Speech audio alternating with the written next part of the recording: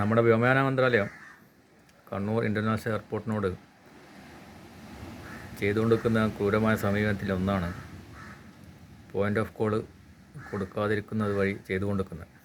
അതെന്താണെന്ന് വെച്ച് കഴിഞ്ഞാൽ, അന്താരാഷ്ട്ര വിമാനങ്ങൾക്ക് കണ്ണൂർ ഇൻ്റർനാഷണൽ എയർപോർട്ടിലേക്ക് ഇറങ്ങാനുള്ള അനുമതി നിഷേധിച്ചുകൊണ്ടിരിക്കുകയാണ് തുടരെ.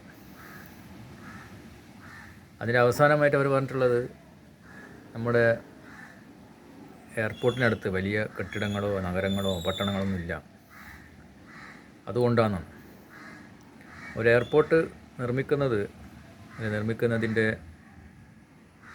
ചിലവാക്കിയ പൈസൻ്റെ അല്ലെങ്കിൽ ഷെയർ ഹോൾഡേഴ്സ് എന്നൊക്കെ പറയുന്നത് കണ്ണൂർ എയർപോർട്ടിൻ്റെത് കേരള ഗവൺമെൻറ്റും കേന്ദ്ര ഗവൺമെൻറ്റിൻ്റെ കീഴിലുള്ള പല മന്ത്രാലയങ്ങളും പ്രൈവറ്റ് കമ്പനീസും അല്ലെങ്കിൽ പ്രൈവറ്റ് ആളുകളൊക്കെ ആയിരിക്കും. അപ്പോൾ കേരള ഗവൺമെൻറ്റിൻ്റെയും കേന്ദ്ര ഗവൺമെൻറ്റിൻ്റെയും ഷെയർ എന്ന് പറയുന്നത് നമ്മുടെ നികുതി പൈസയാണ്, അല്ലാണ്ട് അവർക്ക് അതിനായിട്ട് വേറെ പൈസ അടിച്ചെടുക്കൊന്നുമില്ല. അപ്പോൾ നികുതിദായകൻ എന്ന നിലയിൽ ആ നാട്ടിൽ നമ്മുടെ നാട്ടിൽ ഒരു എയർപോർട്ട് 97 വിജ്ഞാപനം ഇറക്കി 2018 ഏകദേശം 21 കൊല്ലത്തിന് ശേഷമാണ് വിമാനത്താവളം വരുന്നത്. ഇപ്പോൾ ഉദ്ഘാടനം ചെയ്ത് 6 കൊല്ലമായി. ഇവിടെ ഏതെങ്കിലും ഒരു പുറത്തുള്ള എയർലൈൻസ് കമ്പനികൾ, ഇത്തിഹാദോ എമിറേറ്റ്സോ ഒമാൻ എയറോ ഒന്നും പറഞ്ഞിട്ടില്ല. നമുക്ക് ഇന്നേ സൗകര്യങ്ങളൊക്കെ ഉണ്ടെങ്കിൽ മാത്രമേ നമ്മളവിടെ ലാൻഡ് ചെയ്യുന്നുള്ളൂ. അവരൊക്കെ എപ്പോഴും റെഡിയാണ്. നമ്മൾ അനുമതി കൊടുക്കാത്തതുകൊണ്ടാണ്. ഈ അനുമതി നിഷേധിക്കാനുള്ളത് കാരണം നമ്മൾ എഴുതി വെച്ച നിയമങ്ങളാണ്. അത് മാറ്റണം. അത് തിയറിറ്റിക്കലിയോ അല്ലെങ്കിൽ ടെക്നിക്കലിയോ ഉള്ള നിയമങ്ങൾ, നമ്മൾ എഴുതി വെച്ച നിയമം നമുക്ക് തന്നെ മാറ്റാൻ പറ്റും.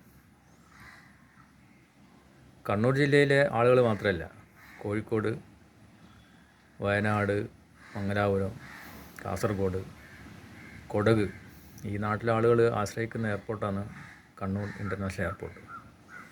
അവിടെ ഇപ്പോൾ സർവീസ് നടത്തുന്നത് എക്സ്പ്രസ്സും അതുപോലെ ഡൊമസ്റ്റിക് ആയിട്ടുള്ള എയർലൈൻസ് കമ്പനികൾ മാത്രമാണ്.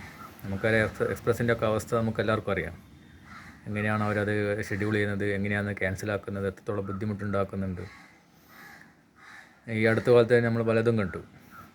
അപ്പോൾ ജനങ്ങൾ ഇതിനെതിരെ പ്രതികരിക്കാൻ തുടങ്ങിയിട്ടുണ്ട്. അതിൻ്റെ കൺവെൻഷനുകളും സമരപരിപാടികളൊക്കെ എല്ലാ രാഷ്ട്രീയ പാർട്ടികളും നടത്തുന്നുണ്ട്. അതിനൊക്കെ ആദ്യം തന്നെ അഭിവാദ്യം ചെയ്യുകയാണ്. അപ്പോൾ ഇതിന് പിന്നിൽ എല്ലാവർക്കും അറിയാം, ഇത് പ്രത്യേകിച്ചിട്ട് ഈ ഒരു തിയറിറ്റിക്കലായിട്ടുള്ള കാര്യങ്ങളല്ല, ഇത് പൊളിറ്റിക്സാണ്. നമ്മളെ കൊണ്ട് തന്നെ പറയിപ്പിക്കണം, ആ എയർപോർട്ട് പൂട്ടിക്കണം അല്ലെങ്കിൽ പൂട്ടണമെന്ന് പറയിപ്പിക്കാനുള്ള ശ്രമത്തിൻ്റെ ഭാഗമാണ്. ഇവിടെ ഞാൻ മനസ്സിലാക്കിയിട്ടുള്ളത്, എല്ലാ പുറത്തുള്ള വിമാന കമ്പനികളും താല്പര്യം പ്രകടിപ്പിച്ചിട്ടുണ്ട്. നമ്മളാണ് നിഷേധിക്കുന്നത്.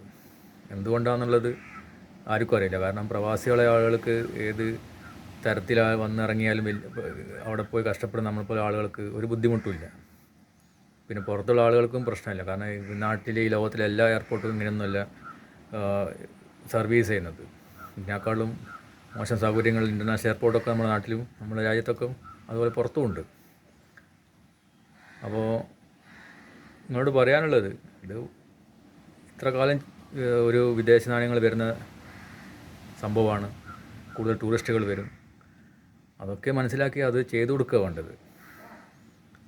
പിന്നെയുള്ളത് ഇവിടുത്തെ രാഷ്ട്രീയക്കാരോടാണ്. നമ്മൾ ഇവിടുന്ന് ഏകദേശം ഇംഗ്ലീഷൊക്കെ പറയുന്ന MP ഉണ്ട് നമ്മളുടെ, അതുപോലെ ബാക്കി 19 ആളുണ്ട്.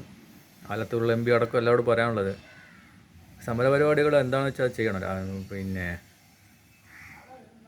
നിയമത്തിൻ്റെ വഴി എന്താണ് അതുപോലെ തന്നെ നീങ്ങണം. ജനങ്ങളോട് ഉത്തരവാദിത്തമുള്ള ആളായിരിക്കണം. അവർക്ക് അവിടുന്ന് ഉത്തരവ് ഇറക്കിയാൽ മതി, ഇവിടെ അന്താരാഷ്ട്രീയ വിമാനങ്ങൾക്ക് അനുമതി കൊടുക്കില്ല എന്നൊക്കെ പറഞ്ഞിട്ട്. അതൊക്കെ മാറ്റപ്പെടണം. ഇത് ജനങ്ങളോട് പറയാനുള്ളത് പൊളിറ്റിക്സാണ്. ഇതിൻ്റെ വേക്കിൽ വേറൊന്നുമില്ല. കാരണം ഇത്രയും നാട്ടുകാർ, ഏറ്റവും കൂടുതൽ മലബാറികൾ അല്ലെങ്കിൽ കേരളക്കാർ ഉള്ള ഗൾഫ് GCC ആയിക്കോട്ടെ, അല്ലെങ്കിൽ സിംഗപ്പൂർ, മലേഷ്യ, ബാക്കി ഏത് പുറം രാജ്യം ആയിക്കോട്ടെ, അവരൊക്കെ ഏറ്റവും ആഗ്രഹിക്കുന്നത് എത്രയും പെട്ടെന്ന് നാട്ടിലേക്ക് എത്താനുള്ള റൂട്ടാണ്. അതിനവിടെ ഏത് എയർപോർട്ടാണെന്നോ അല്ലെങ്കിൽ അങ്ങനെ ലാൻഡ് ചെയ്യുന്നതെന്നോ അല്ലെങ്കിൽ അതിന് ചുറ്റുവട്ടത്തുള്ള കെട്ടിടങ്ങളും മറ്റേ ബിൽഡിങ്ങൊക്കെ എങ്ങനെയാണ്, അതിലേക്ക് പോകുന്ന വഴി എങ്ങനെ, നമ്മളാരും നോക്കാറില്ല. അതിൻ്റെ ആവശ്യമില്ല.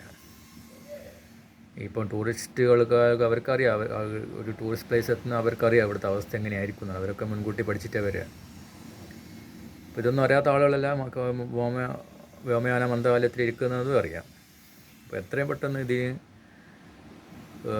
അനുകൂലമായിട്ടുള്ള ഒരു നിയമ ഭേദഗതി, അല്ലെങ്കിൽ നിങ്ങൾ എഴുതി വെച്ചത് അത് മാറ്റണം എന്നാണ് ഒരു കണ്ണൂർ ജില്ലക്കാരനും ഒരു പ്രവാസി എന്നുള്ള രീതിയിൽ പറയാനുള്ളത്.